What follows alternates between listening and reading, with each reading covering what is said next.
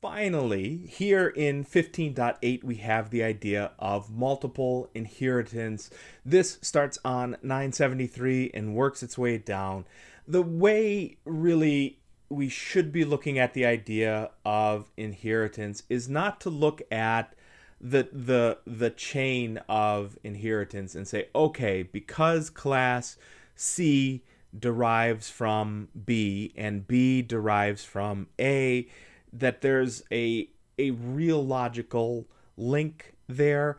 Maybe the more correct way to think of it as, look, C is really inheriting from B and C is really inheriting from A. And we can extend that here into multiple inheritance. It's where we have a derived class that is deriving from one or more other base classes. Now, we have done much of the setup to this. What I really want to show you here, and we will have a code sample on this one, but what I really want to show you is the two semicolon resolution operator that we are using in order to be able to show this versus the single semicolon where we are resolving each of those two, each of the inherited classes in the derived class back to their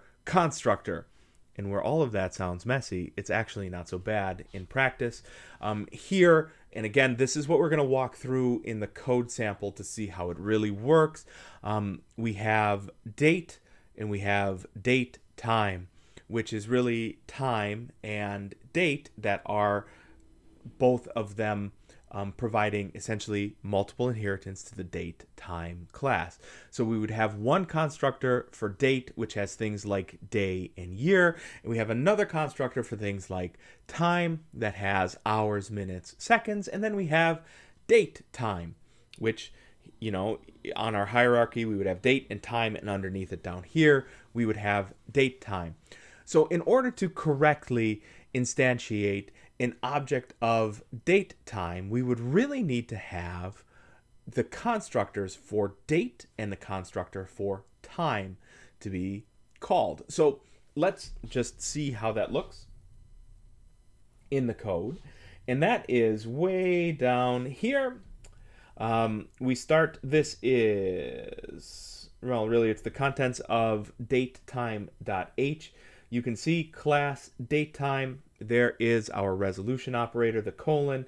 We have public date and comma public time. So the comma separated list could be all of the classes from which we inherit. Is there any real ceiling on how many of those you can have?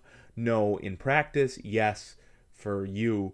Sooner or later, it just stops making sense to have this huge list of classes that you're inheriting from. Probably we need to re-examine just exactly what is happening there if we've got, a crazy list that we're inheriting from. So there's your comma right there. Now, when it comes to the actual declaration where it is that we are calling to the base class constructors so that we can create an instance of that object, we can see it. The date time constructor, this is in datetime CPP. This is on line 20.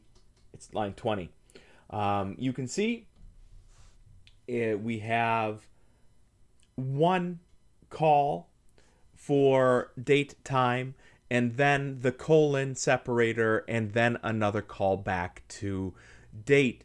Those are the two that we're trying to resolve here. Now, just read through this, look at the difference between the two colons and the single colon, and then come back for the code sample later on so that we can see exactly where these are in relation to when they are run for, you guessed it, multiple inheritance.